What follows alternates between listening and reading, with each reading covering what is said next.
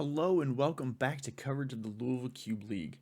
Today we're going to be hopping back in with the coverage team to check out 3 matches from Joey's Synergy Cube, using a King of the Hill format, meaning that the winner of each match will stay on camera until we have watched a full 3 matches. We are introducing a new match layout in this video, so please let us know your thoughts on that in the comments as well. Just a quick reminder that today's video is actually part 2 in the coverage for this draft, covering just the actual matches. So if you're looking to see how the draft actually went and get a quick rundown on Joey's thoughts on his deck, make sure to go back and check out that video linked on the screen now and also in the description below. With all that being said, let's go ahead and just jump right into the matches. Okay, so now we've got the matches for Joey's Synergy Cube draft. So first opponent here was Dittert. We do not have a deck list for Dittert, unfortunately, so we're just going to have to kind of see what he surprises us with. Yeah, and as we mentioned during the draft, we filmed these a while ago, so today, a month later, also don't remember what Dittert's on, so we're going to all find out together, as well as me on screen. Yeah. A fun little game for us all. Yeah, see how quickly it comes back to us as the game unfolds here. Well, there's the Stone Binders familiar. Yeah, so kind of gives away that he's playing either an Exile theme or a Blink theme. That's where that card's strongest. Maybe +1/+1 counter synergy. Gonna have other ways to pay off. Willing to trade his guy for you there. I guess he's probably trading up a bit with the Stalactite Stalker.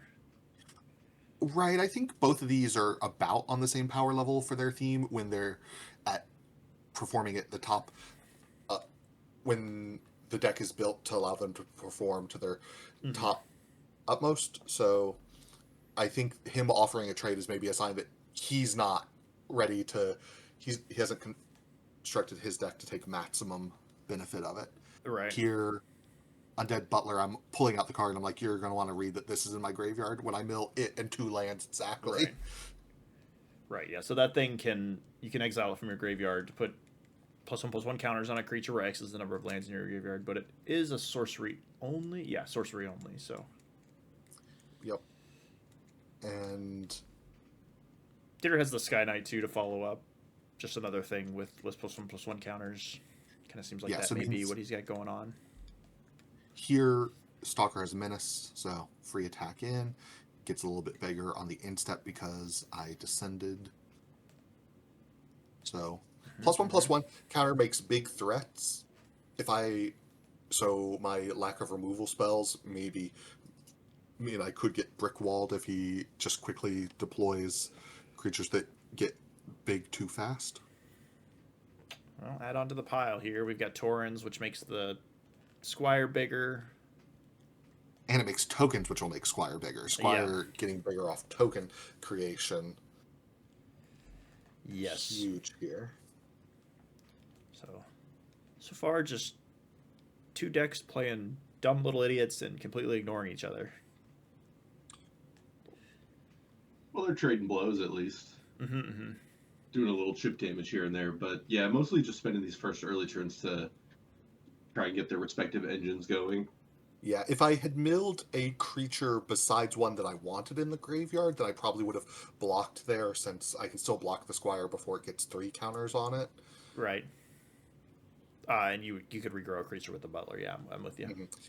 Here, offering to let him double block so I can kill Tauren, because I predict Tauren plus the Squire is going to be something that is unpleasant for me. Fiend Artisan now coming into play. Currently just 1 creature in the graveyard for that thing, so just a 2/2, right? Or is it a base 2/2? Yes. Base 1/1, okay. Base 1/1, and having the Butler to sacrifice to it is nice, though again, nothing really that I want to get back off the Butler, so. Yeah. Although, I guess there's really not even anything that you desperately need to put into play with the sacrifice. Not enough to justify doing it without a target to return, at least.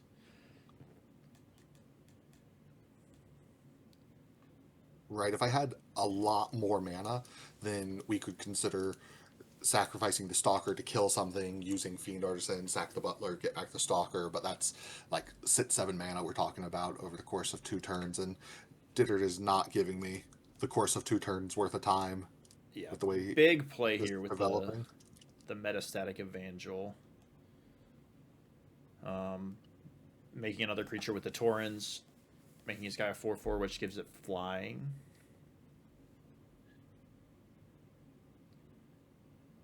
A little bit surprised he... Oh, no, never mind. I forgot about training.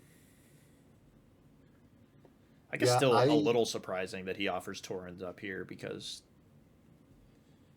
But again, I guess it's the same thing as earlier where maybe he just considers Fiend Artisan more important to you than Torrens is for him because... I almost wish Torrens was a 4/4 so that maybe he would kill both my creatures and I'd get back Fiend Artisan. He could obviously still choose to just deal all the damage to the Fiend Artisan Yeah. in that case, but then I still will have the Undead Butler. Like, I don't know. The fact that one of these dies and not the other is questionably worse for me.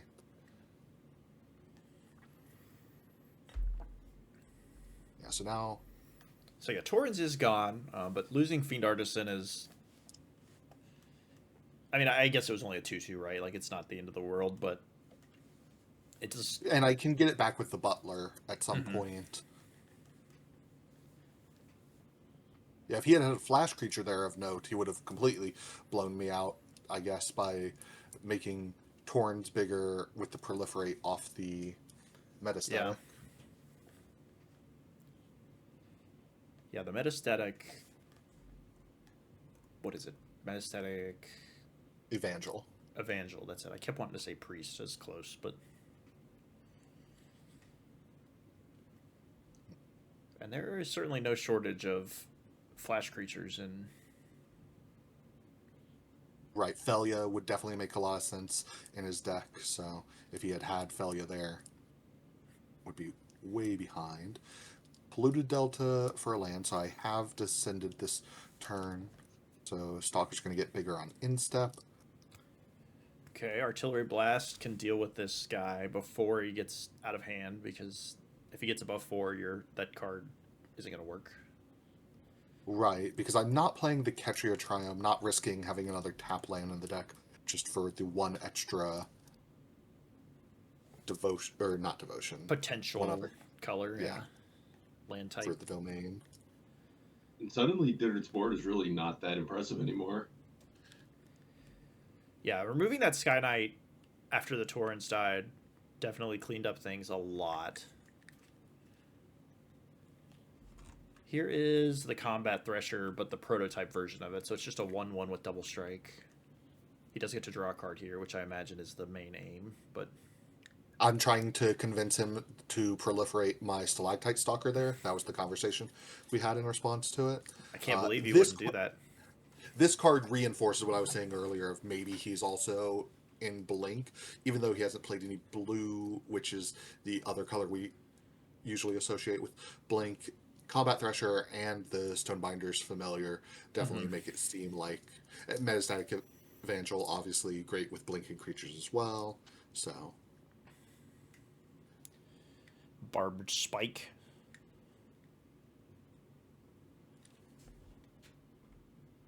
Flying creature. I mean, I've got psych... the Athenia. Yeah, I psych myself out a lot with Barbed Spike because for some reason in my head I always forget that the token it creates has flying. It doesn't give flying.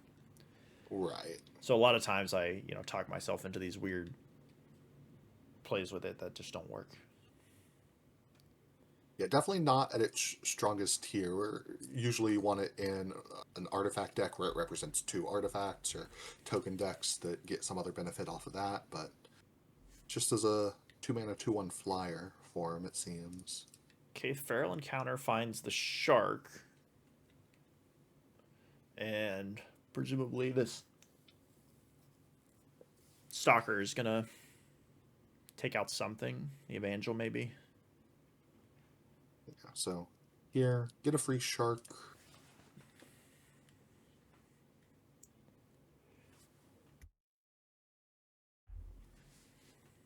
Looks like feel like, thinking a little about the damage.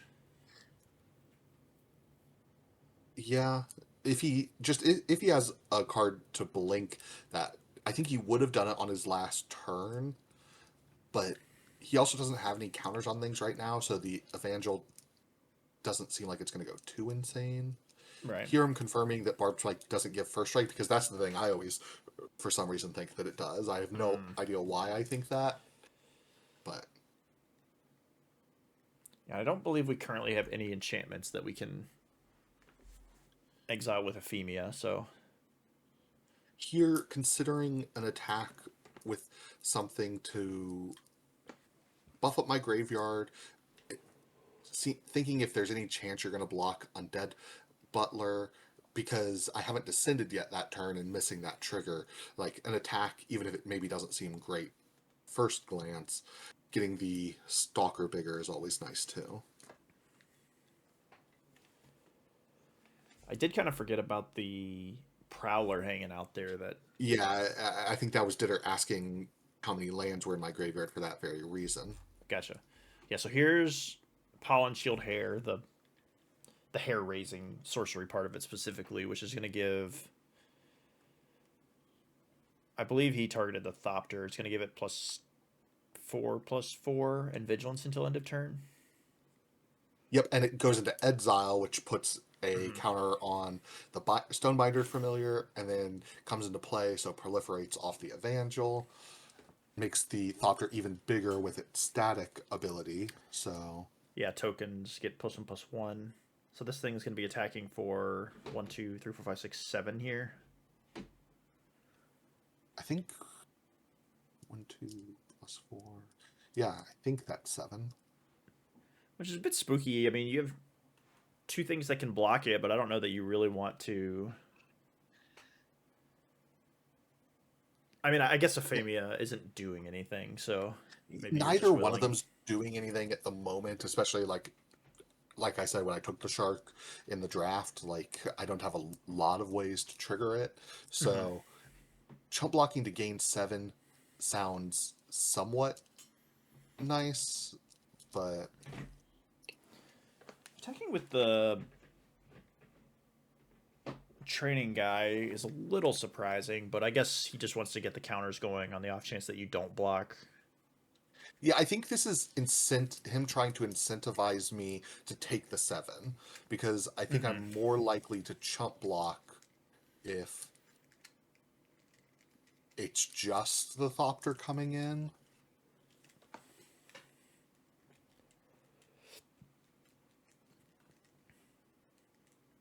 And again, we talked about flash creatures. I guess maybe maybe he thinks that you won't block because of the proliferate chance. Yeah, I think this is me blocking to not get too blown out by proliferate, but looking at it again, I think I still pretty much lose to a flash creature here. Yeah, flash would have been tough because he would trade with the stalker. He could use the familiar to just kill the seed shark. Yeah, leaving you with just Butler and Ephemia. Curious if he's even going to kill the butler here. I mean, it feels kind of bad to let your creature die and not kill anything, but it also feels kind of bad to. Okay. Well, there we go. Butler down. Now, the question of what I get back, Fiend Artisan, is going to be a big creature. Oh yeah, the Butler exiles itself so that you can't loop Butlers, because that was a threat of happening, presumably. Shame the familiar died. He would have gotten. I guess he already got his counter this turn, didn't he? Never mind.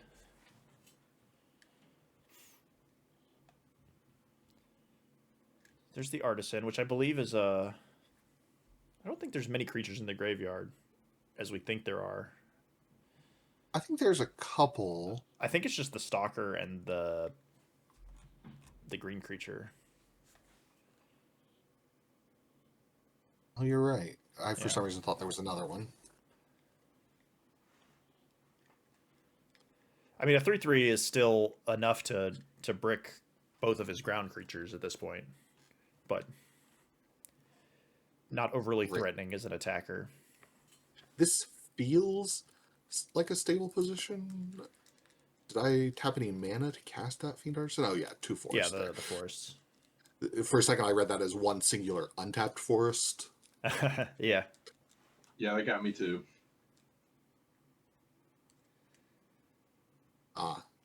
Cycle a Triumph on end of turn. All right, yeah, I mean, the Thopter can't attack. We're just chilling here. Cycling the Triumph, obviously not what we'd love to be doing with all our mana, but it does mean the Prowler is a little bit more of a buff whenever I end up using it. Surprised to see just a pass here. That implies some kind of instant speed strength in my hand because I didn't activate the Fiend Artisan. So... Well, or you just don't want to lose either of these creatures, which could speak to you having something in your hand to just play for the Chrome Host. Yeah. Because if you don't have anything to activate Chrome Host, it feels pretty easy to just sack it with the Artisan, assuming there's something in your deck that you want. I would want to keep it to block the Thopter favorably, so I think I'd lose Ephemia, which isn't doing much. So here's 6 mana. Oh, okay. So here's a Cult Epiphany. Okay. Oh, yeah. Yeah. Oh, yeah. It's enough. Oh, yeah. Yeah, so that's a big draw there. Big Occult Epiphany. It's going to make, presumably, the Feed Artisan big. Going to make you a big Incubate token. Probably gives you something to do with Ephemia, one would hope. Prowler's also real big now.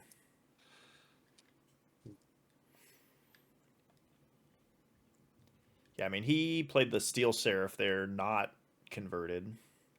Which And isn't nothing, but... Me casting this means he was passing? Yeah. Yeah. Yeah, I mean, I still don't think he has an attack even with the Steel Seraph this turn, but... Yeah.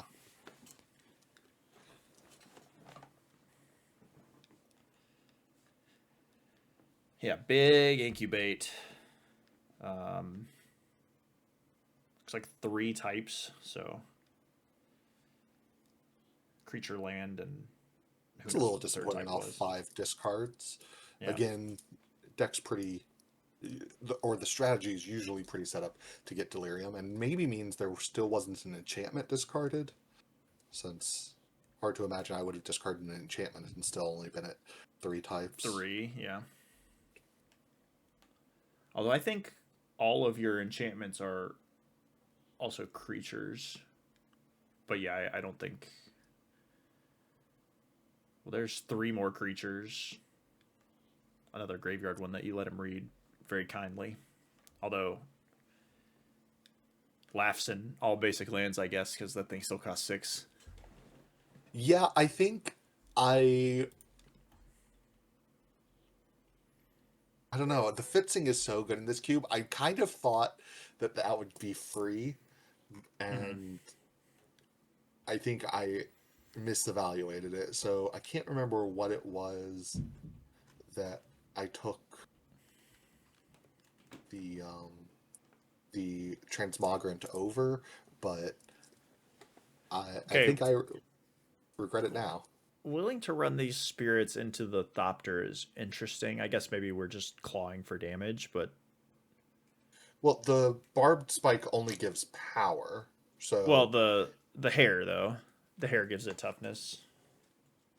See, but I didn't remember that, and this is me saying to Peter, this creature's dead, and then him saying, no, it's not. No.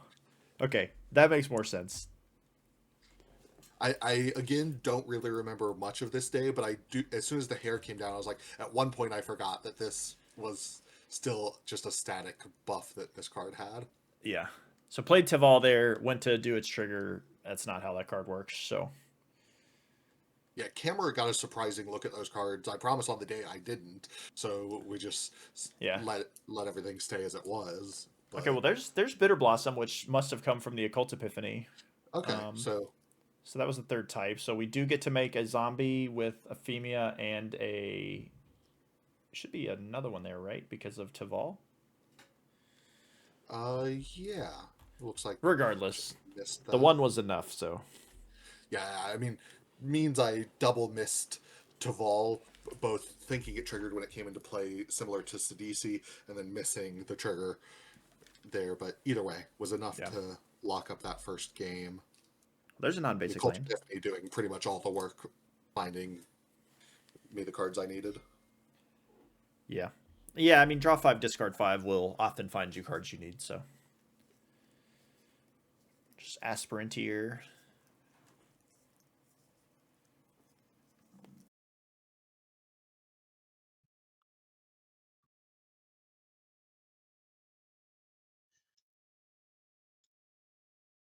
Another early Ephemia. Yeah. Kind of seems like Ditter adopted the old, was it Brian who refused to draft synergies in this deck? What do you mean? And He's got so many. well, he does, but it's more of just like he has this white kind of tempo aggro deck that touches on all of these synergies, but he's not really full in on any of them.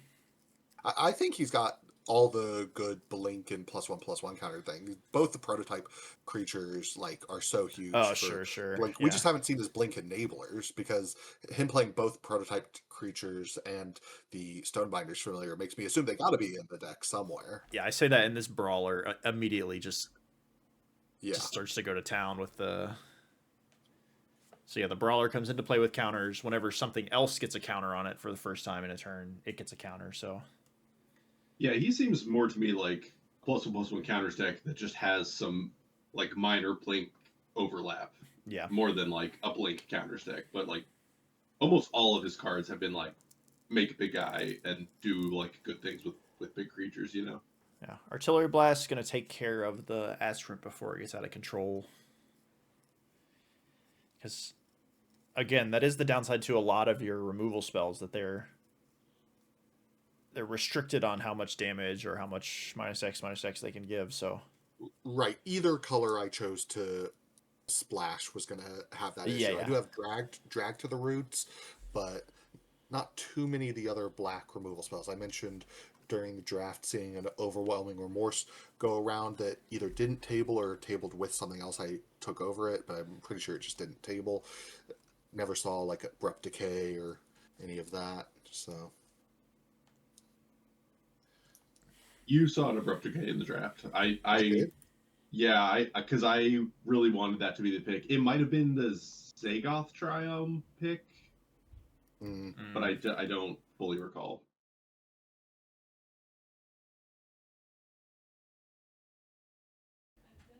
All right, so brawler just gonna come in. I'm definitely well behind on the race. Torrens is a gross card with this brawler. Yeah, luckily he doesn't have a 1-drop, any 1-drop there. Just 1 mana, 1/1, no Yeah. text. And I'm feeling Yeah, so the fully dead, but the brawler can only trigger once per creature, but there's no once per turn limit on it. So with Torrens and a training creature attacking next turn, that thing would have gotten gigantic immediately. yeah. And even with just Torrens, it's going to be an issue, I think. But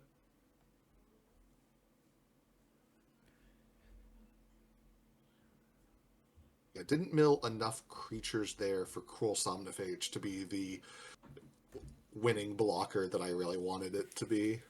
If I had gotten lucky and milled just only creatures, then I get to play the Somniphage, and maybe that makes a big difference. But here, just the Transmogrant to follow up instead. it does. Oh no, that thing can't block. Never mind. Nope, Oh, can't okay. So, block. well, we have a thing to remove with Ephemia, which means that we do have a block for Torrens if he decides to attack with it this time. But it seems a little bit more important this game, so I'd be surprised. Well, I think he wants to attack with it to get the extra counter on the Brawler, because if he doesn't attack with it, then he also can't attack with the Brawler without the Brawler risking a double block. So here I'm separating my two Exile piles. It's just interesting because if he has creatures to play, I think maybe you're willing to just not attack this turn. But Yeah, I don't know. Taking a turn off the gas is rough. I feel like Yeah. I would want to cast whatever creatures first and then attack with both. Get the value out of Torrens by making the creatures before combat. Right, right, right. Get your counter this turn on the brawler. Yeah, I think I said that poorly because that was kind of the same. Oh, or we can play the Ozolith. Oh. Okay, well, yeah, he gets the hand rubbing there because this is pretty gross. So the Ozolith gets to put a counter on Torrens, which was a second counter on it, which lets the borrower put a counter and get a second counter. I think I'm going to embarrass myself by misunderstanding an interaction. Yeah, so never mind. We can definitely attack with Torrens here. Although the Brawler doesn't grow anymore, but we now have a 5/5 and a 6/6 attacking. And the Brawler does have Trample, so... Yeah, so here, just to count block, take 6. Feel way too far behind. Yeah, that... unless you have somebody to get this Brawler off the table immediately. And even then, this Torrens is already out of hand and only going to get more out of hand, it feels like. Yeah, it's like I need to answer 2 of the threats on the board, 2 of the 3 permanents he has, and then need him not to have something too good about the other one. And so here I just put together a big board threatening a double block, but... Well, it's tough because the...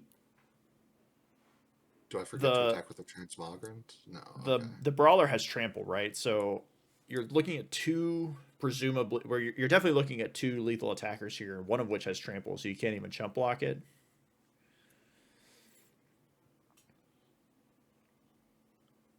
Yeah, the Transmogrant can't block, so no reason not to attack with it. I think it's just probably the question of what else you're attacking with here. Yeah, you can see I've stacked it with Ephemia. Yeah, and I think this is an acknowledgement that in my head, I can't win a long game. Like, there's no stabilizing. I don't have the number of removal spells. I don't have the number of cards in hand. I can't hope to stabilize. So I need to hope to just block to trade, like gang up block and then chump block. But his creatures are going to be so big, I don't think I can do that. So not entirely sure how big this Somnophage is, but... This is where I misunderstand and try to helpfully say, no, you should put him on Torrent instead. And then it doesn't he really explains matter to me why he doesn't want to do... No, it's correct to put him on the Brawler instead, because then you grow the Brawler twice this turn, whereas otherwise you only grow the Brawler once the turn, and it's the one with Trample. So right. I'm wrong.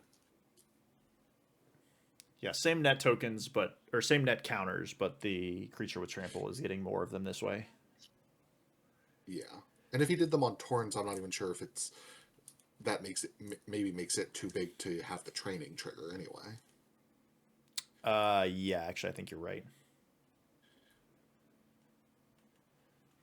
Yeah, so we have a 9/9 Brawler, we have a 8/8 Torrens, so obviously both are lethal here.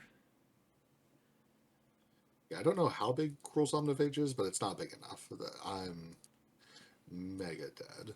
The way you're stacking this makes me think makes me think that it is a 3/3 or a 4/4, because if it has more toughness, I can't imagine that it wouldn't be blocking the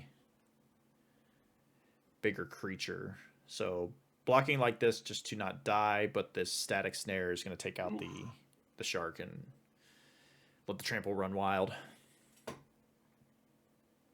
Headed to a decider. Yeah. And you get to mulligan this game. Are you feeling good about that? No. Oh, mulligan twice. Oh.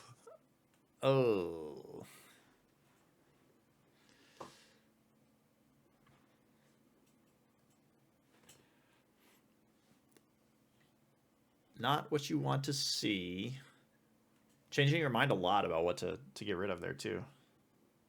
I'm sure it's because all my cards are so good. I just don't. Of course, yeah. turn 1 basic island, exactly where your deck wants to be, I imagine. Yeah, no tap land to smooth out my colors. This Turn beastie 2 right on beastie, time. meaning that forest was my draw for the turn. Or the beastie, And right? or the Either beastie, way. yeah. Yeah. Which one's more likely to have been kept? I guess I would have almost certainly mulliganed the beastie. So yeah, I must have drawn beastie that turn. Yeah. I can't imagine you would have kept a hand without a forest as well. Because if you're playing an island, I assume you don't have any sort of dual land, and yeah. But the brawler immediately shows up, horrifying. The beastie is halfway to delirium, plus his bitter Brawler, blossom. I can see the strength of keeping this hand. Brawler's the biggest threat I could see though, because Bitter Blossom can just like hold a board stable for a while, but Brawler's Trample, as we saw last game, is like really annoying for trying to just stay alive. Yeah, my experience with this archetype in this cube specifically is that, if you draw a trampler or a way to like push through with your giant creatures, you win a lot of your games. And if you don't, you just get chump blocked until Right. your opponent's engine comes online. So opening with the Sprawler here in the deciding game is a big deal. Yeah, but I do have some removal in my deck. Like if I draw the Drag to the Roots and fire it off on it, then suddenly I feel way ahead. On board at least, like I'll be down on cards pretty meaningfully. Okay, well, But he's just living the dream here with the Torrens follow-up as well. Although not currently able to train. if I draw away to, if I had another green, that would have been a great draw. That would have been a good one. Instead, second basic island. Yeah, just all on basics too, so my hand could be clogged up mana-wise. Ugh. Okay, well, there's the dragon, which is going to likely prevent attackers here, unless he has another a way to get off the board, or I don't even know if it really prevents attackers. well, the problem is that Torrens can't train right now, right? So there's no way without something else added to the board that we're attacking with 2/2/2s. I think. I don't know. Oh, okay, yeah. Need one extra counter from somewhere. Yeah, the brawler is a 0/0 base, so it's only a 2/2 right now.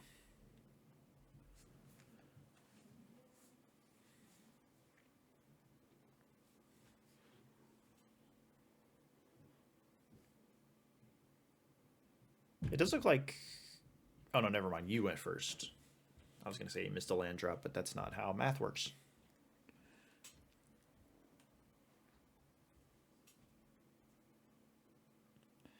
Thinking a lot about this one.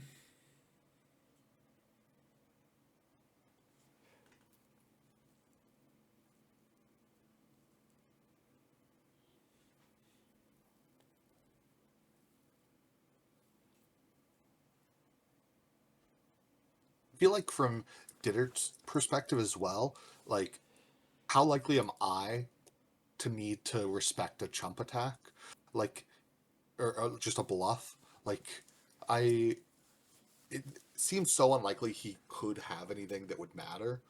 Like these are not the colors where that attack threatens me too much.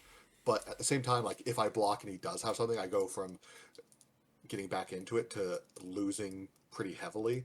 So I think there's a chance that some amount of this pause could have been just figuring out if he could get a free 4 damage here. Yeah. So just prototype the Seraph. Is a 3/3, so notably does potentially enable some shenanigans next turn, although with the other human coming into play. Milling Ephemia there does give us Delirium. Yep. Could be significant. Temporarily, maybe. Yeah. Tevil taking the land out of the graveyard could mess with that, though I haven't there's alluded another to here. So, Yeah. I feel like if I have a good play this turn, I can kind of take the driver's seat. Yeah, it's hard though because it feels like that play has to start with attacking with Teval, but then your blocks get much worse on this next turn.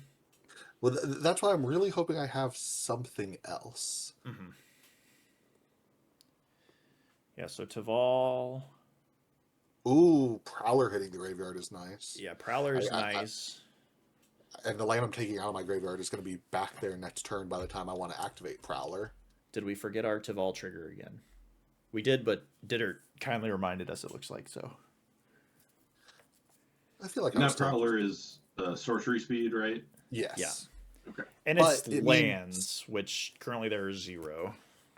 Oh, sure, yeah. But I have 2 fetch lands that'll be there by Yeah. next turn. And importantly as well, his attack next turn is predicated on him attacking with his 1 flying creature. So that would mean that I can put the Prowler counters on any of my flying creatures and get back through. So I think I could be winning this race. Really, it comes down to I have 1 or 2 cards in hand. Do I have anything worth doing? Here I'm reading Transmogrant. I think in my head I was confused and thought that it was discounted 1 for each non-basic, but it's not. Yep. It's not discounted. It's just discounted in full once there's 4 non-basics. 4 or nothing, yeah. There's some variant of it, I'm pretty sure, that's discounted per non-basic, but that one's worse. I think it's one of the dragons, right? Oh, maybe. The dragon that destroys a land that produces colorless mana or something like that. I can't remember. Here, doing this fetch now implies I drew something else playable. Yep. Playable. It's a flying creature. It's not irrelevant here. Yeah, it gives me the option to, like, triple block the Seraph if it comes in. No. Although the Epiphany is gone, so the big payoff for this card is out of your deck, but you could triple block the Seraph. Yeah, it's a 3/3. Oh, yeah, it's a 3/3. I was getting confused with one of the previous games where he had hard cast it. Mm-hmm. Although, I mean, if you're Ditterd, I think you still attack with the Seraph here, but assuming you have nothing. But I think it's just a question of, like, how much gets left back. And also, I'm at 14, he's at 13. Like, how much does he need to, like, keep alive? Oof. Evangel is nice. It doesn't really solve the problem that he's having, though, which is that you have all these flying creatures. Yeah, it puts a counter on the Brawler, though, which, because of that token that came into play, the Brawler should be... No, it's non-token creatures. Oh, it's non-token creatures? Yeah, Evangel's non-token creatures. Oh, it's the Squire we saw. This one will proliferate, but... Yeah. So now he has an attack where he gets to keep his flyer back, maybe, if he wants to do an attack. Yeah. Yeah, so now he can attack with the Brawler. I guess you can attack with Torrens. It's going to turn into a 3/3. You could always give it first strike as well. With the Seraph. Oh, yeah, giving the Torrens first strike and then attacking with the 3 of those so that the Brawler gets 2 extra counters. No, just gonna give the Brawler 1 extra counter. I feel like he gave the Brawler first strike here, though. I feel like that's either first strike what's or happening. flying. Yeah.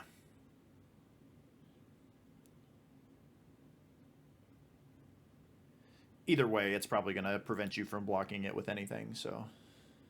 Yeah.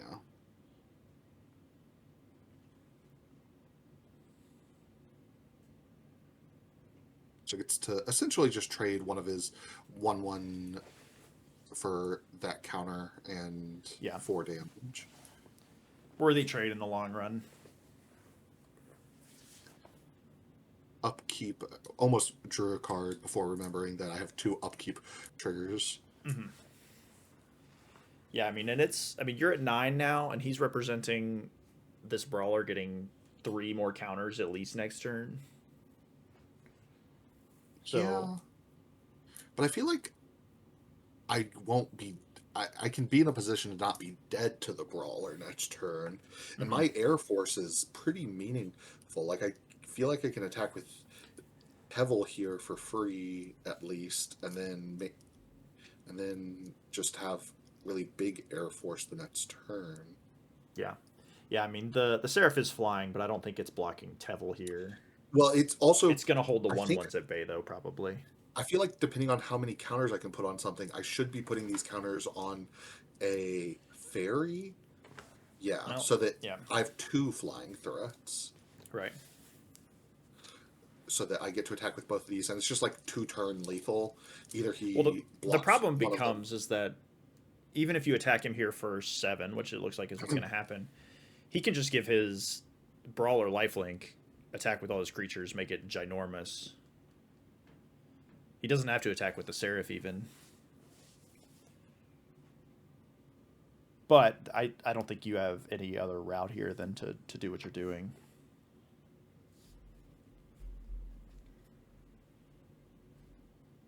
Yeah, I feel like I am doing some kind of math wrong here on this attack because I don't think I should be attacking with this beastie here, watching it now. It's possible. You do get another zombie. I just feel like I want as much back on defense as possible, and because I think the zombie, like beastie 7, 8, 9, 10, I can have 10 power to block. I guess if I do that, though, maybe I'm dead to everything else. I'm trying to think like blocking down the lifelink brawler, but I guess then I would be dead to everything else. But the beastie seems like too much of an attack. Well, it's also like, if you do leave the beastie back, maybe he just gives it flying. But yeah, but flying instead of lifelink, I again think I can live through the turn, and yeah, true. then because he doesn't gain life, he's just very dead in the air. But I think I've left myself maybe dead on board to an alpha. That's what I was about to say. So you have 1, 2, 3, 4, 5, 6, 7 toughness of blockers. This thing is going to go up to be a 7/7 on its own, which would leave you dead to everything else that's in play if you have nothing. All right, well. Yeah, I don't think I have a card in hand here.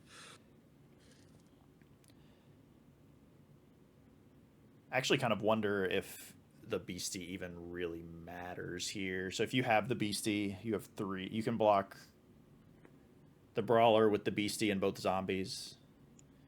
Then you can block 3. You can block Taurens and the Seraph, and then you take 1, 2, 3, 4, 5, 6, 7, 8 exactly still. Yeah, I don't think it actually does matter. Yeah, I guess I need another blocker as well back in addition, Yeah. and then I'm just not doing anything. I guess if I only attack, maybe I'm supposed to put the counters on Tevil, attack with just Tevil, because then if he either takes pretty much the same amount of damage, but I have another blocker back, and then Yeah. This is why they say math is for blockers. well, at This that is point your I was problem. the attacker. Well, yeah, Ditter was the one doing the math, and the math that he did said you're dead. Yeah. Well, I still feel like I was behind, even if I found a slightly better play there. But that round goes to Dittert, gives him some equity. I guess that pays off his equity in our feud. Yeah, Like your back ongoing and feud forth. with Ditter. Yeah. Although I don't know, can you imagine if you had beaten him on that mulligan to 5, what that would have done for his Joey's lucky equity? Oh, yeah. Would have been brutal. Oh yeah, how did the rest of your draft go? I ended up splitting the 2 remaining matches, ending up 1 and 2. I feel like that's what most people would predict after the draft video, looking at the deck and hearing us talk about it. Like, it feels like such a 1-2 deck that unless I have like some blowout Taval Fiend Artisan Cruel Somnophage games, like the deck's such a 1-2. Yep. And I'm happy for the match I won. All right. So Dittert's second opponent is Brian. We did have 8 people today, so we are doing our bracket. So Brian also 1-0. We can take a quick look at his deck here. Looks like a lot of artifact stuff going on. Yeah, this deck looks great. I don't see anything that I would want cut. I guess maybe a little light on removal spells, but hell to pay. Oh no, a braid and touch I missed. This deck kind of looks like you got everything you want, including pretty solid mana for the splash. Looks great to me. Yep, yeah. Let's see how it matches up. Oops. Into the games. Honestly, excited to stick with Dittert's deck. It seems sweet. Mm-hmm. All the +1/+1 counters, and again, I have to assume there's an Ephemerate or Ophelia somewhere in this deck. Some sort of blink effect going on.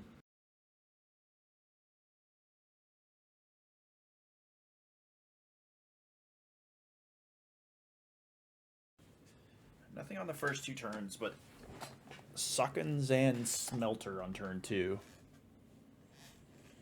Yeah, very nice for incidental artifacts, though didn't see too much in the way of incidental artifacts from Brian's deck. It's maybe more of a treasure card sometimes.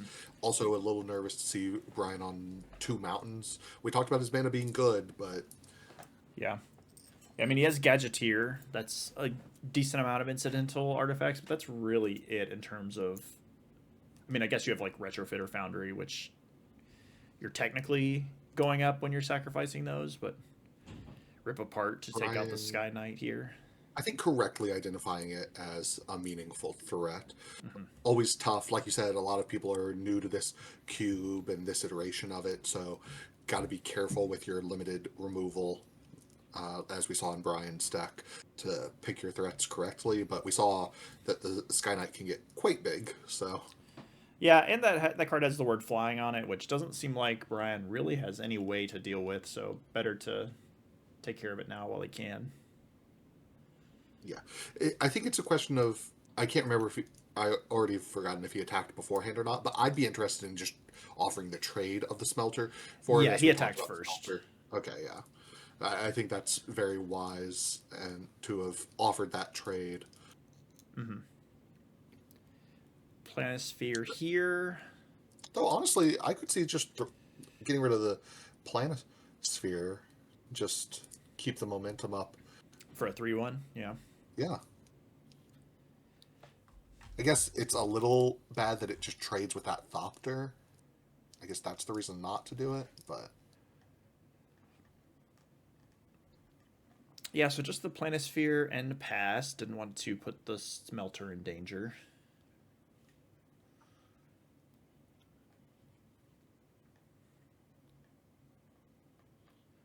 See what Dittert can do now. He's decided to play non-basic lands now that he's not playing against you. I mean, he played both these against me. We saw both of them, yeah. 4 is just a big number. I think I undervalued in such a low curve format, especially. Like, by the time someone has 4 non-basics in play, it's going to be rough. That has changed my evaluation of that card, which I still think is fine and good, but took it too highly, for sure. Okay, Corey Steele. Trigger the Planisphere.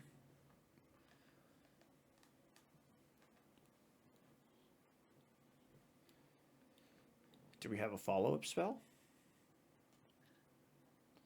We do. So there's Touch the Spirit Realm. Rough, though, to have to use a removal spell. I mean, Brian knows this is not what he wants to spend his removal spell on, but he just wants to keep the momentum up, get his double spell, get his... You know, you make your guy bigger, you make a Corey Steele token, get the Thopter off the board. It's just with so... Again, at least what I perceive to be not that much removal, to have already fired off 2 of them here. Mm-hmm. And also, you gotta assume Dittert has something here. He has 3 colors and passed with 4 mana up. He's trying to decide if he wants to take the equipment or just get the Thopter off the board, and I think this is fine. Right, all of his creatures attack past the Thopter on its own. Mm-hmm. So we got a 2/2 monk, a 2/2 smelter, and a 3/3 hero, who's a wizard.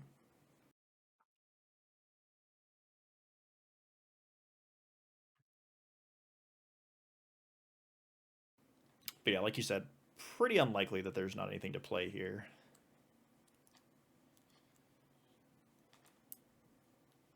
Looks like he may be picking between a couple things. An embarrassment of riches here. I'm trying to remember. I think in the first match we didn't see anything that would be Mm-mm. played here. So,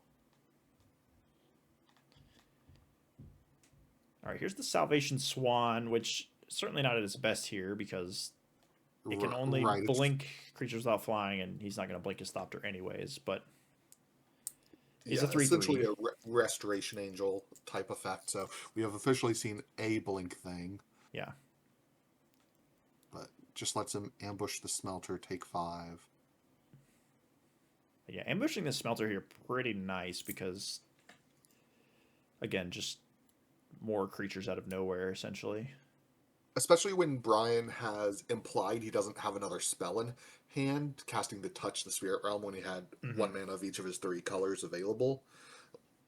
All right, so here's the hair raising again. So giving +3/+3. +3, yeah, and vigilance. And we're gonna play the hair, I assume. Yeah. Attacking for 6, 7, 8 here.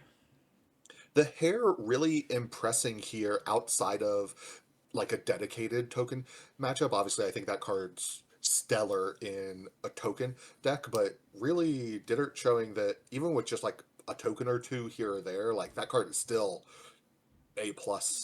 Yeah.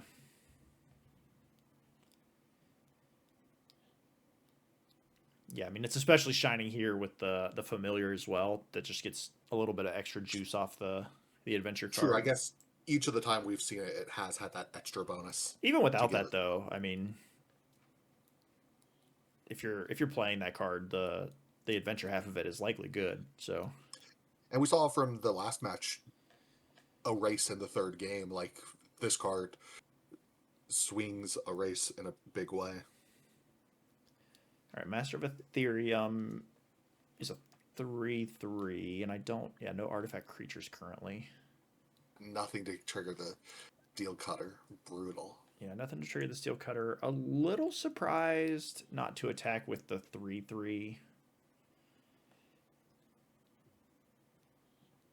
But maybe we're just worried about blocking.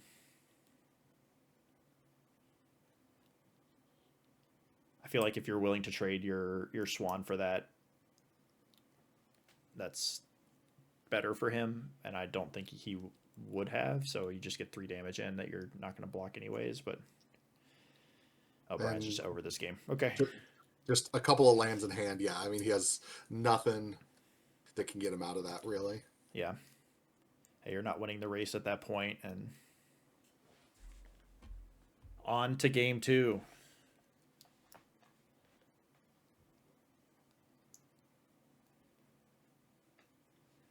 Okay, turn 1 play here. Currency converter. Rare turn 1 play in this video so far.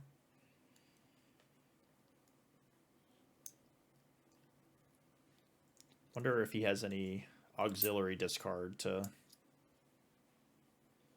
because we do know that the discard theme touches into red, right? So right, red and blue, both of which Brian's playing here. So just activating the converter.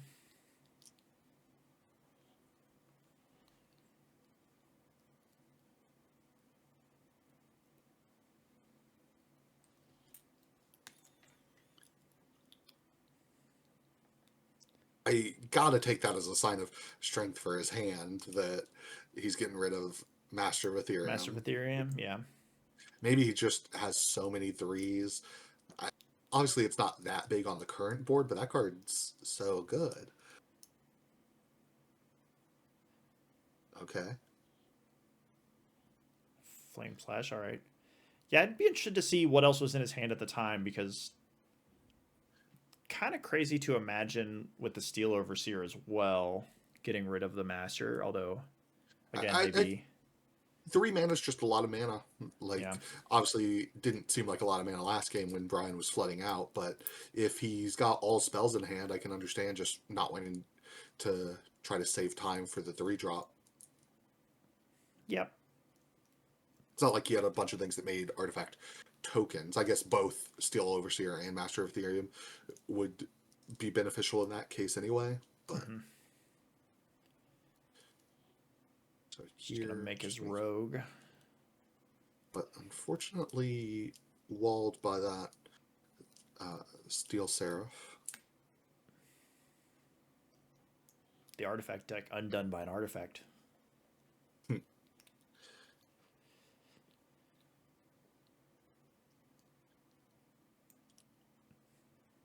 Okay, the smelter. We do have potential incidental artifacts with the currency converter making treasures, although that does require us to have lands to discard, I suppose, and it's only every other turn.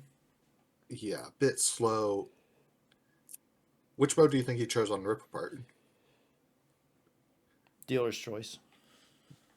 Interesting attack with the Steel Overseer. Since Diddert was still at 20, I think I prefer. Obviously, it's only making itself bigger, but I think I like making itself bigger instead of getting 1 point of damage. Yeah, I think I would tend to agree. Diddert looks like maybe color restricted. I saw at least 1 blue card in his hand, I think. Okay, so Ozolith into the Brawler here is nice. Not sure if he has anything else to play. After Brian just used up 2 removal spells. One of which could have dealt with the... Or does Rip Apart hit artifacts, or is it only enchantments? I think Rip Apart can do either. Enchantment or artifact or enchantment, yeah. Okay, well, there's touch. Get that die out of here.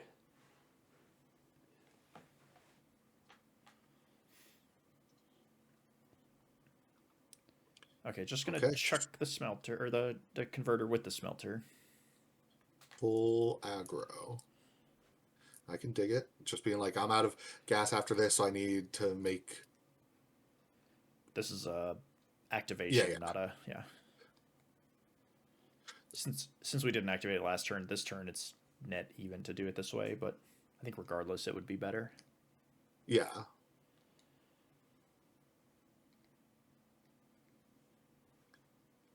I mean, a lot of pressure here.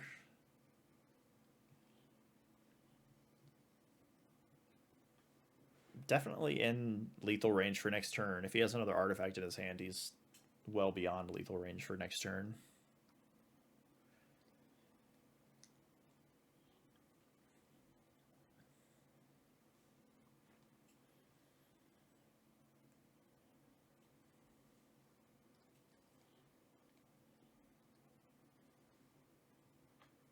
Looks like 4 cards in hand, so surely something to do here.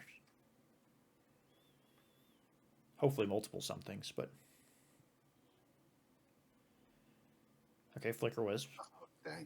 I was going to say, one rationale for getting in for the point of damage earlier with the Overseer is that he could, on this turn, activate it to pump the one that's in play and then sacrifice it to the smelter so that its size truly wouldn't come up again in this game after it had gotten in for 1. But now this maybe slows us down enough that we have to consider some breaks. Oh, an Ephemerate here would be brutal if it's... Okay. Smelter plus Gadgeteer. Yeah. We need an artifact to follow it up with, but don't have one this turn, it seems. And attacking with the Smelter, I think, implies there isn't one in hand, because I wouldn't want to trade off the Smelter if I had an artifact in hand with this setup.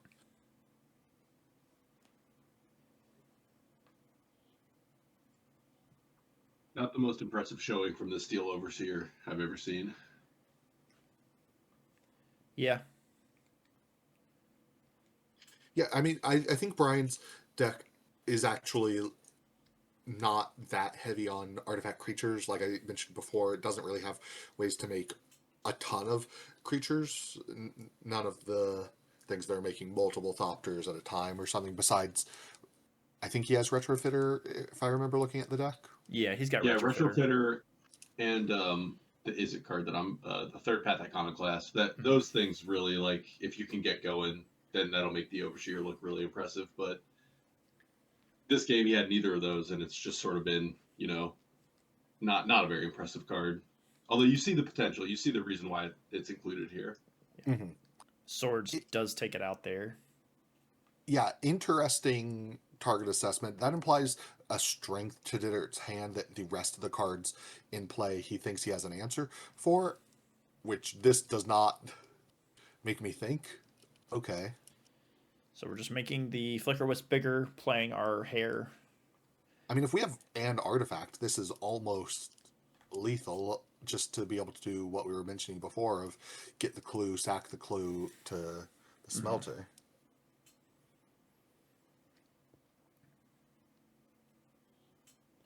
But no play. Not even sure what this could be signaling because it's not like it's something he can't cast. Right. So it's either a. I mean, this could just be another bit of flood, not as bad as the flood in game one, but if it's somehow another land, that's just so brutal. Yeah, so it was another land. It was an island. But we drew what? A red spell? Red spell, but not an artifact. Something like, obviously, the Legion Intruder we saw was in my sideboard. Ooh, Improvised okay, this weaponry. works. Yeah. This is going to work.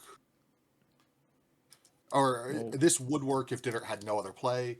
He has 3 mana up and 2 cards in hand, so there's a decent chance he has some other play. But this is going to make a treasure, and then you can sack that treasure to the smelter.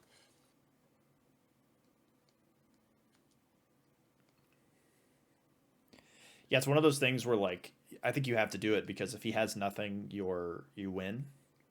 But if he does have you're something, already so far behind. yeah. Like, But if he does have something, you're getting your back broken here.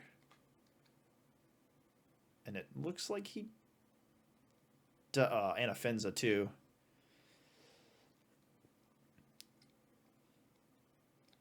So can he block in a way that this Anafenza survives? I mean, even if he doesn't, this game's over. His other 2 creatures are going to survive. Oh, Anafenza has first strike, so yeah, any block Anafenza survives. Okay.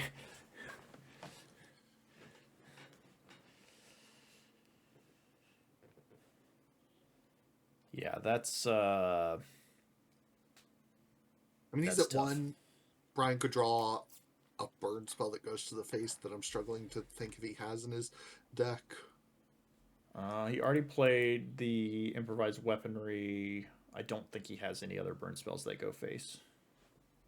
Does not look like it, no. Flame Slash, Hell to Pay, Chainsaw, Rip Apart. Yeah, pretty brutal. Are we down to 0 outs here, given that Dittert has flying creatures and grab creatures as well? Is there anything left we can try and draw here? This feels like a 0 outer. I mean, if we have Kappa Cannoneer and we can live a turn to make it unblockable, maybe, but Okay, that's a path. yeah. I think that might be the only path at this point. And it would have to be this turn. Where did all Brian's lands go? Oh, they were just all piled up. Okay, well, he's tapping 6 mana. Kappa Cannoneer? It didn't look like that's the card in his hand, but maybe I'm misseeing it. Hell No, it's a red card. So he's killing the Heliod, and he's going to get 1 treasure token, I believe, because it's only excess damage. Yeah.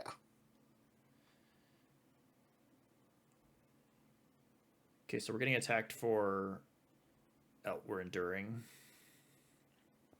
So it's 1, 2, 3, 4, 5, 6, 7, 8, 9, 10, 11, 12, 13, 14 damage here. 16 with the Ozolith counters. But then Cannoneer is too slow. So I think we're on no out. Yeah. Yeah, I believe that is the case here. The chances if Dittert doesn't attack because of a haste creature, maybe he leaves you at high enough that you're able to block with Cannoneer plus the Rogue next turn, but Yeah. unfortunately, don't think we're at a high enough life total, and that's not a Yeah. Cannoneer. So just a bit flooded both games, really. Unfortunate because the currency converter can sometimes dig you out of that, but I think the spot where he sacked it is very justifiable just to go for as much damage as he can Right. get. Well, it's like I said. I mean, you're not making the play. You're not making the play that he did, because if he has nothing, the game is just over and you win. Right, And the if later play with the treasure, but even Yeah. earlier than that when he sacked the converter, I think that also Hmm. justifiable in the same way. Right. Right. Yeah. I mean, you've got to push your advantages while you have them, for sure. But yeah, unfortunate that, unlike in the first match, Ditter had a lot of flash creatures in this match, which were basically always kind of a backbreaking, unfortunately. Right. Looking at the rest of the results for Brian, I believe. It looks like he did end up winning his last match for a 2-1 finishing record. So Dittert his Yep. only loss on the day. And it makes sense. Like we said when we looked at the deck looks really good. We saw the elements of it that didn't quite perfectly fit together there, but I think a very good deck. I also, when I was talking about the deck, I forgot about that he had Iconoclast, very good with either of his wide artifact pumping Mm-hmm. creature. So he did have at least one of that style effect besides the slower Retrofitter Foundry. But yeah, I mean, good deck, just unfortunate draws there, and Ditter had the answer each time. Brian did manage to present something. Yep. Yep. So on to the finals for Ditter.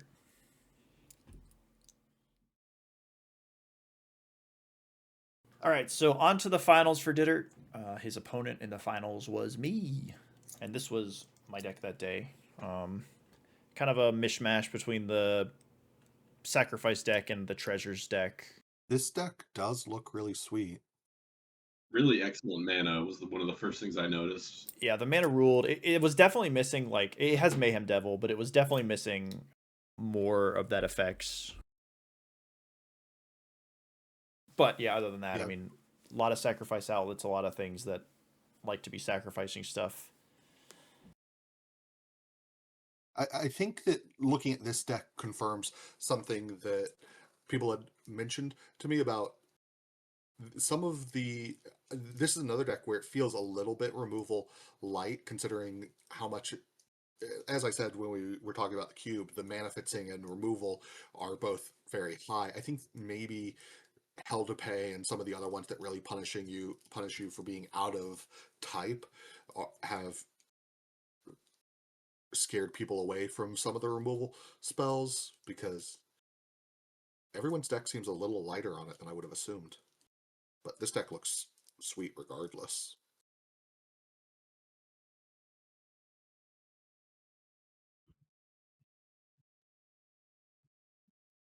So, of note, when we saw Dittert's deck in the previous round, he has that Swords to Plowshares. We finally saw as one of his few pieces of interaction. There are several cards in Prose's deck that he really wants to die. So, exile based removal, very nice there. See if Swords and maybe some of the others that White is known for show up to mess up some of Prose's plans.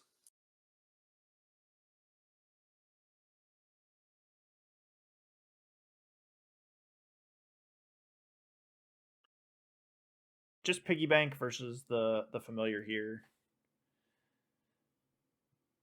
Securitron Squadron, something new that we haven't seen.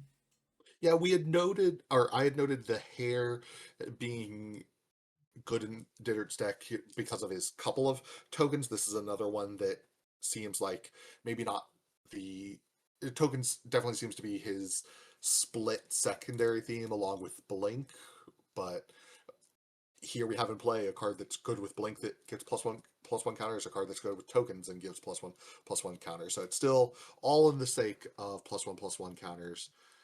A terminate that I think makes sense in the dark, but knowing what we know of how few token makers there are in Ditter's deck, I would actually maybe not think the Squadron is worth it, knowing everything we know as an observer. Well, both players being stuck on two, that terminate felt more to me like I need to just play some cards before my hand is too full. That's fair. Maybe leaving it up in case Ditter had a follow-up 3-drop and just needing to use it at some point. Yeah. Yeah, the Squirrel to follow up very rudely won't block my piggy bank with his 2-power creature. Right. Squirrel, good with Piggy Bank because it triggers off any artifact getting sacrificed, so it includes treasures. Just another area where the sacrifice theme overlaps with treasures. Mm-hmm. Ditter does find his 3rd land before me and has this Stasis Snare, which, as you said, doesn't kill the pig, so no treasure, makes his familiar bigger and lets him attack. His 3rd land is still a plane, so he's still color stuck, whereas your 3rd land fully unlocks you color-wise, but you are behind on this board state, so we're going to need something good to follow up.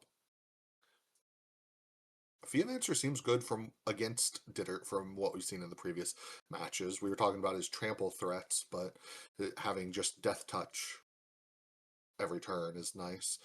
Yeah, the Death Touch is nice. Having a repeatable thing to sacrifice to this Squirrel if there's nothing else for me to do is nice. Doesn't really do anything about this Thopter, unfortunately, but does presumably keep the familiar at home at least. Ditter finding his 2nd color. And Aspirant immediately makes that Thopter that we just mentioned we can't block an even bigger issue.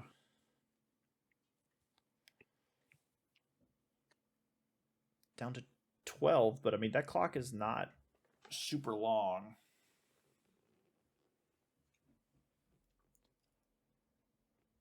And the Thopter is only going to get bigger. Yeah, this is the turn where Seal of Fire is the other removal spell I remember seeing while looking at your deck. Seal of Fire can still get it this turn, but... Yeah, instead just sacrificing the snake, so I think we're probably digging for land here, and it doesn't look like we found it. Yeah, I mean, a good value play, but it just...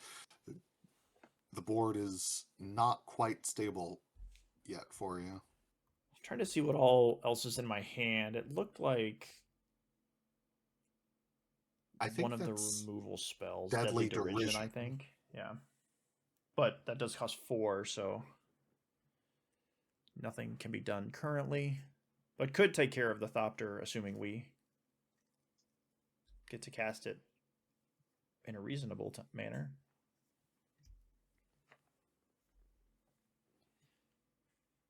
Definitely feels silly to cast a spell like that on a token, but the snake currently has the ground kind of cleaned up, so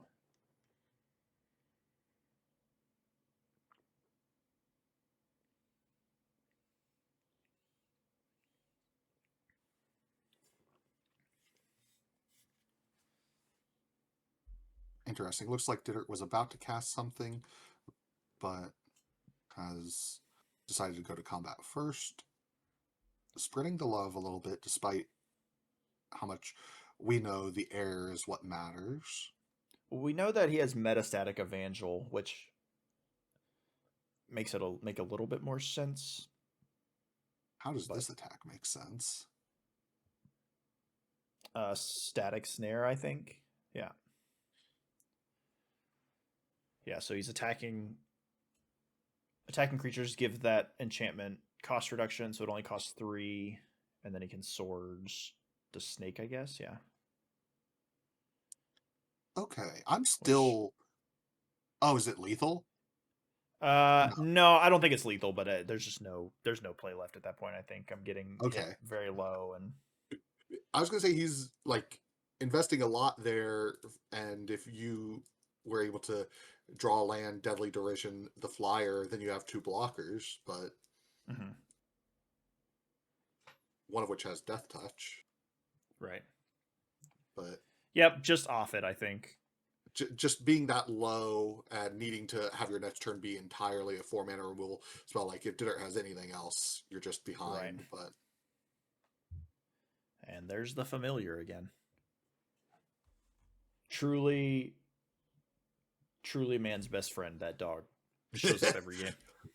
Yeah, I mean, you don't get to this spot in a draft without drawing things on curve fairly frequently. Mm-hmm. Body dropper here, so we're in a bit better shape than last time. Yeah, Not again, that the as pig Scott is had bad, noted, but as Scott had noted, your mana being very cooperative. mm-hmm, mm-hmm.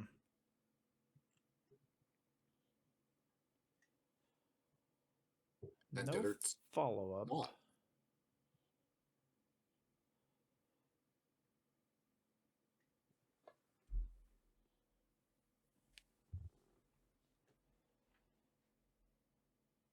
Have a third land this time.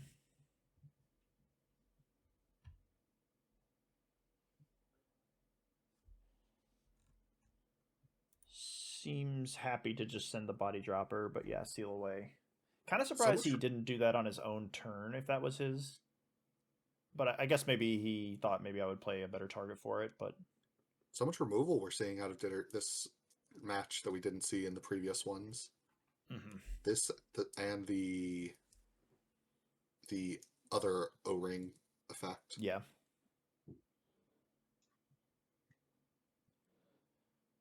And just a onslaught of stuff here. Yeah, and this one's again. You mentioned we always see the dog, and because the dog is always in play, the hair is always looking a little bit better. Really, it's these 3 cards that have been showing up a lot. I mean, we've watched a lot of games of this deck at this point, but right. So yeah, just getting to bounce in for 4 there. I'm certainly not blocking with the Blood Aspirant. Piggy Bank and the Scallywag. Right. Another card that has Descend, which with the fetch lands and obviously your sacrifice theme, usually pretty easy to trigger most turns, but not quite. Nothing not going quite on this to turn. trigger it this turn. Could have offered the Aspirant up there, but I don't think that's worth the Descend trigger.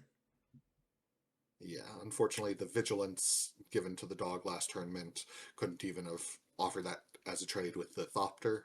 Mm-hmm. Yeah, certainly not that desperate for a treasure token at this point.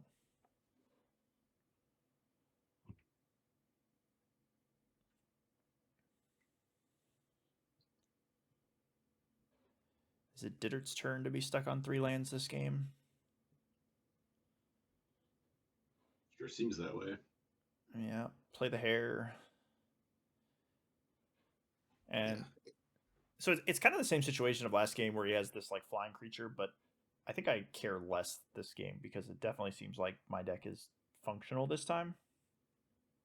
Yeah, you have attacks this turn that can equalize that damage. So as long as you have a decent play this turn, doesn't need to be blowout stellar, but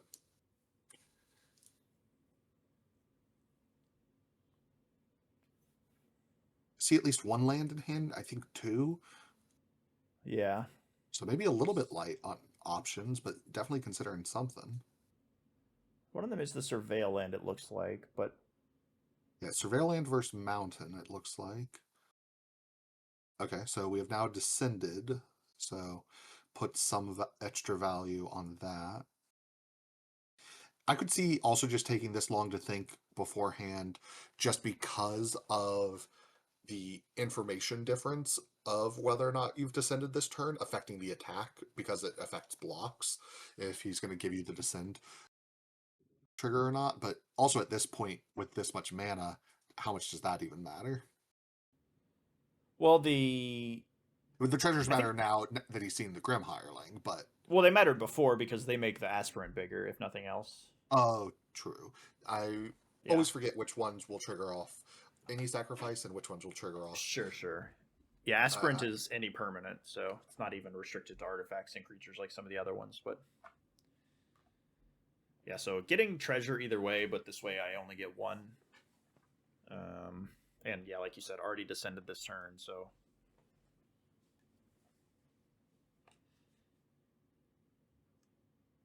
Yep. Second treasure.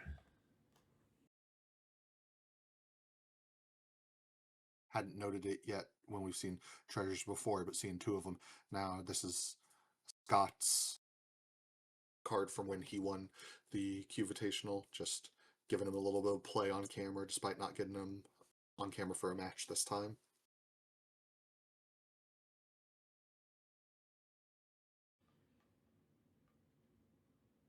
So I see the Stasis Snare,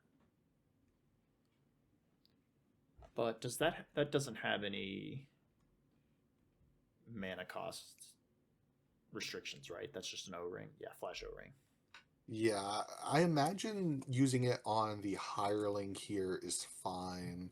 Mm-hmm. But it also has flash, so I think there's a question of, is there a reason to fire it off now? And because of the aspirant, the answer is yes.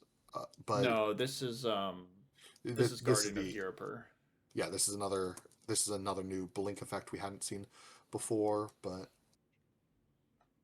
So we'll make another Thopter, which with the hair is a 2-turn clock now, which is yeah, but with the enough. hireling, that you have an answer for it already in play.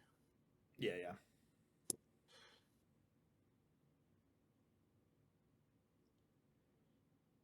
All right, so Bloodbraid Elf, cascading into the sacrifice deck player's worst nightmare, which is putting a jury into play and now having to do about 47 different kinds of math for what you can do with the rest of your turn. Yeah. I mean, sacking these two treasures alone is already to the Grim Hireling to kill something. I guess you have three good targets, because if you kill the hair, it's like killing one of the Thopters. Yeah, and it's so many. It's just so many different ways of doing it because, like you said, you can use the Grim Hireling. You can sacrifice the treasures for mana. Use the mana with the Blood Aspirant to sacrifice Jury. It's all over the place of all the things you can do here. And this turn took quite a while.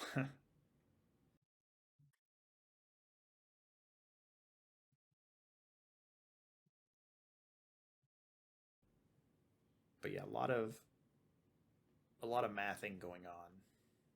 Yeah, I guess if you just use the Grim Hireling for one to give something -1, you could also sacrifice the Jury this turn, so you could kill two creatures that way, whereas using just the Grim Hireling, you can only kill one creature this turn, but it's just so much stronger overall. So yeah, so it looks like we sacrificed the treasure for mana. We're activating the Grim Hireling to do 1 damage to the hair, and then use the damage from Jury to kill the Guardian of Ghirapur. So the hair can't block this turn, which means all of these creatures are going to deal damage. Which means we'll get 2 treasures from Grim Hireling. Yeah, can use one of those to finish off the hair. And then get our treasure back from descending. I feel like there was a way we could have done that to have spent one fewer treasure, but I guess we wouldn't have had mana up to now throw a treasure, Mm-hmm. which Yeah, seems I mean, valuable. I don't think you mind cycling through the treasures though, since they make your creatures bigger. And Jury needed to be 3 power to make that Yeah, play work. I was just thinking you could sacrifice one of them for mana and one of them to the Grim Hireling to give -1/-1. Oh, I Like see the what you're -1 saying. you did with the Hireling, you could have done that with one of the first ones, Mm-hmm. because the 1 mana that you got out of that one is still up at the end of the turn, but you're going to use that 1 mana now to kill one of these Thopters. So Potentially, yeah. I think it kind of works out about the same. Yeah, I think like you said, I think the difference is, like you said, it's been a long time since these matches, but I think the difference is that this way I have the hireling to use on his turn if something else weird happens, and the other way I think you don't. Well, you'd have 3 treasures, so you could still use the hireling. Like you have 3 mana in total either way, and Mhm. assuming you are going to use it, it doesn't really make a difference. Sure. Okay, so he's attacking, so he can cast Static Snare, which is annoying. Let's just say get those counters out of here.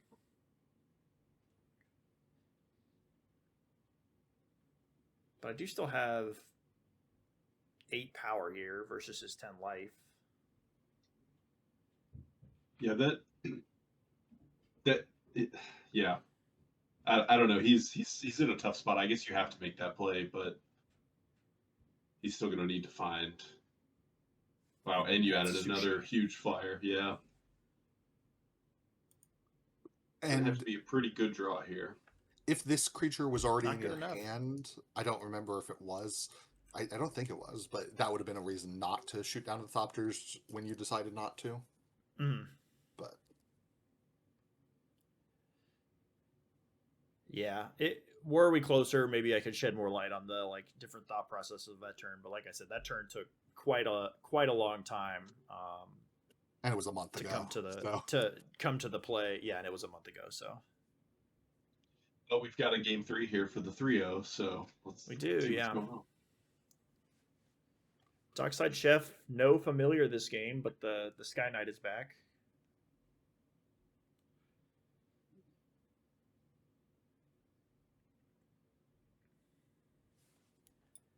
And there's just Kalen? Yeah, the painter. Yeah. Would be nice to have a creature to follow it up with here with that treasure, but I guess I don't really even have other 1-drops aside from the chef, so. Yeah, the squirrel, right? The squirrel, yeah. But Didn't the want to treasure trade his can Sky make Knight for my chef. the treasure can make the squirrel bigger next if you cast it normally anyway. So Mm-hmm. doesn't make Oh, we that much haven't- of a difference. We haven't seen this combo in a bit. Yeah, the Definitely Metastatic Evangel is spooky. back. I mean, with maybe 4 mana this turn, hopefully you can have a removal spell for one of them. But Oh, Dinard also missed a land, which not optimal, I'd say.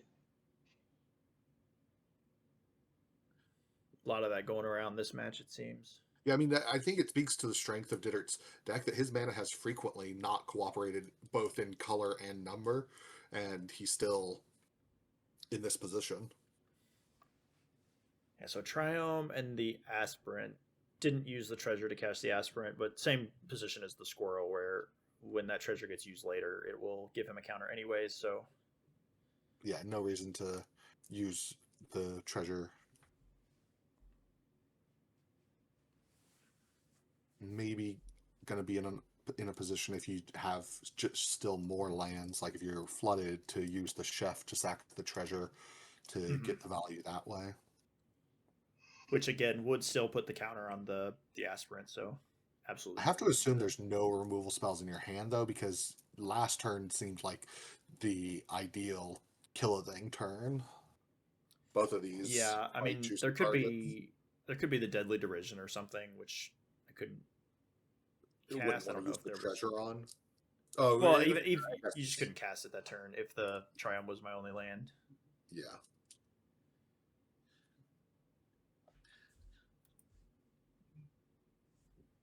Hard to see exactly what's in the hand.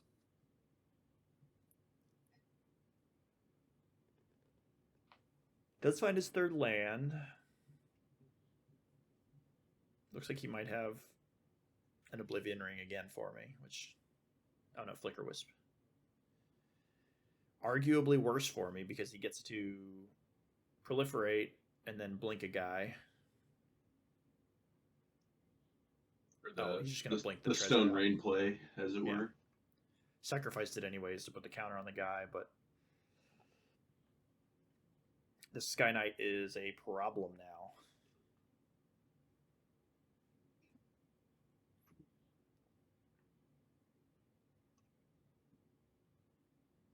You mentioned a few ways to potentially take care of it, but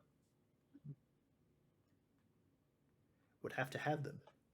And now we're in a position where even if you do take care of it, it's not like it's leaving you in a better onboard position.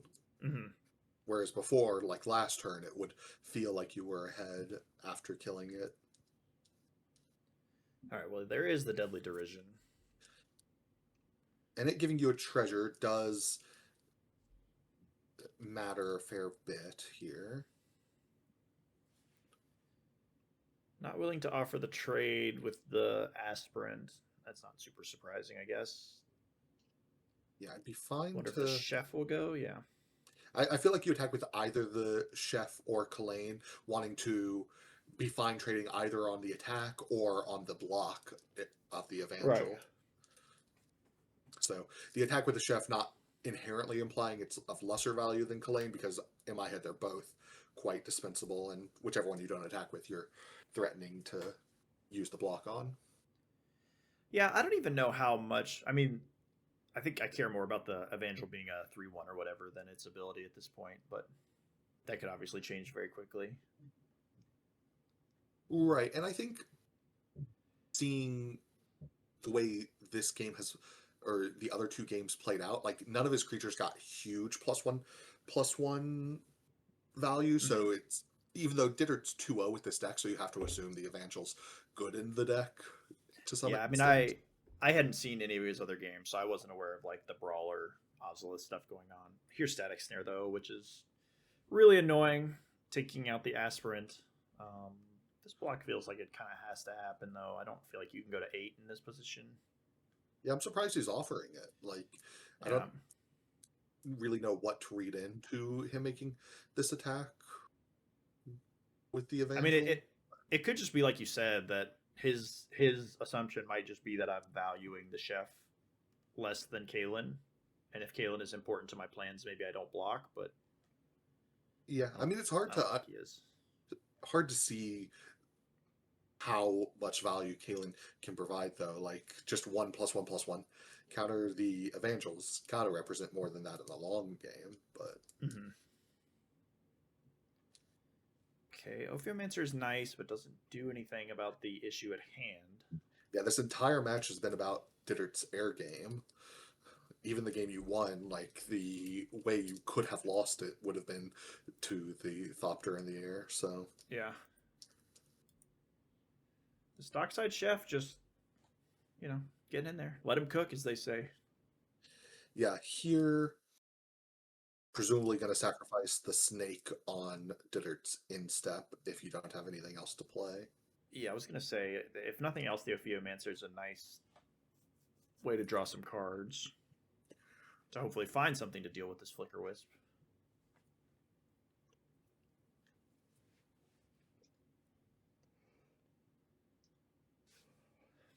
And there's the seal away, though, unfortunately.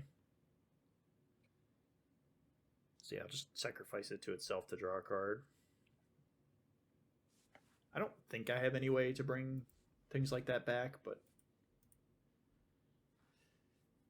if you also have no way to get rid of the seal away, then might as well sack it instead of the snake. Right.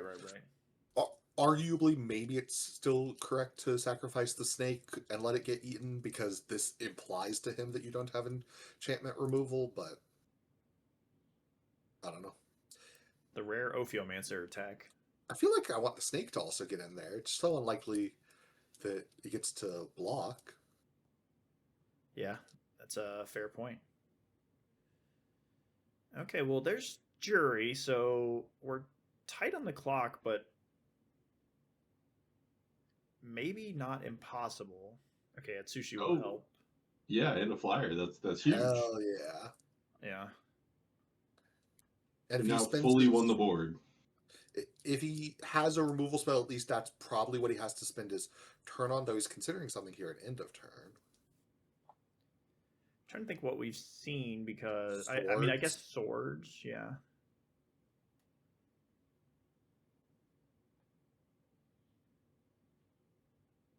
My only pause there is that I think you have to swords it, so I'm not sure what the consideration would even be. That's a very good point. Yeah, it's got to be something else.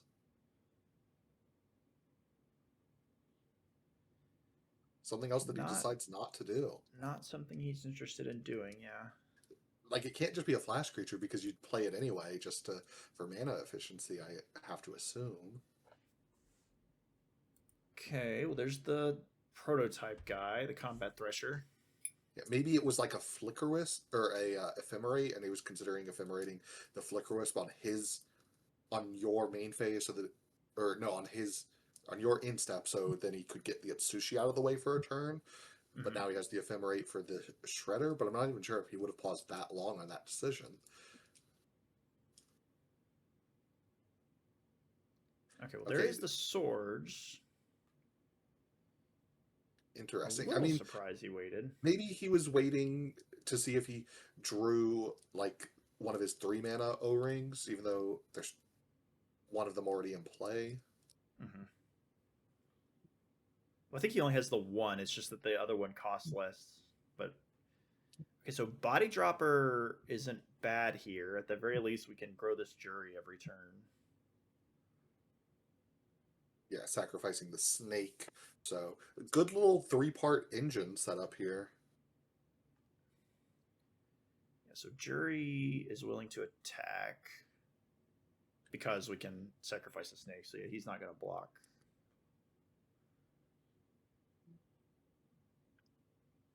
Not getting much value yet off the sacrifice to the body dropper's own ability, of course, but Mhm. next turn. Yeah, it gives menace. Could potentially make a turn of blocking awkward Yeah, I mean, it's down the going to be line. attacking as a 4/4 next turn. Like, Mm-hmm.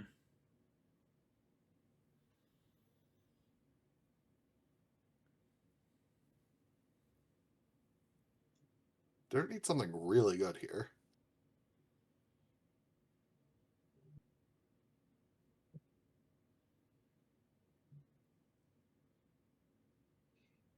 Yeah, one removal spell definitely helps, but I think you're looking at needing 2 good plays on I this guess turn if he to. has just a removal spell for the body dropper, he can incentivize Prose into sacking the jury, and then the board isn't like that out of control. Steel Seraph. Steel Seraph, yeah, is interesting. I think the well, that thing's only a 1/1 for now, I guess. But like, I guess the lifelink is an issue. Is But a he could concern. sacrifice the snake again here. Oh. Yeah, so I I'm sacking the jury before combat because I don't want him giving lifelink. Is my assumption here. okay.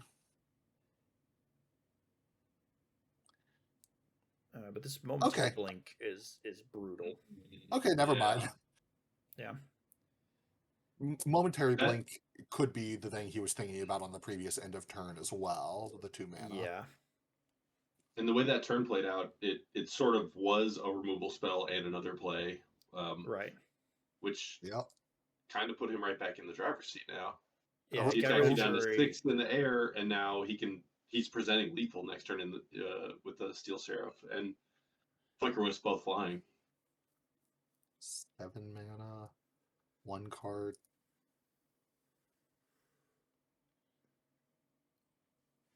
Interesting. Don't know What does what that we're thinking about with represent? this Oviomancer because I don't think there's any world where that thing's attacking here.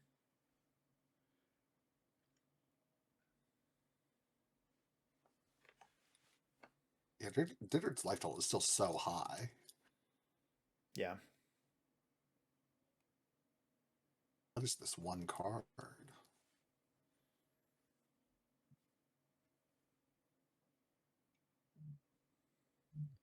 Just gonna take Pretty the easy just to 5. accept the damage here.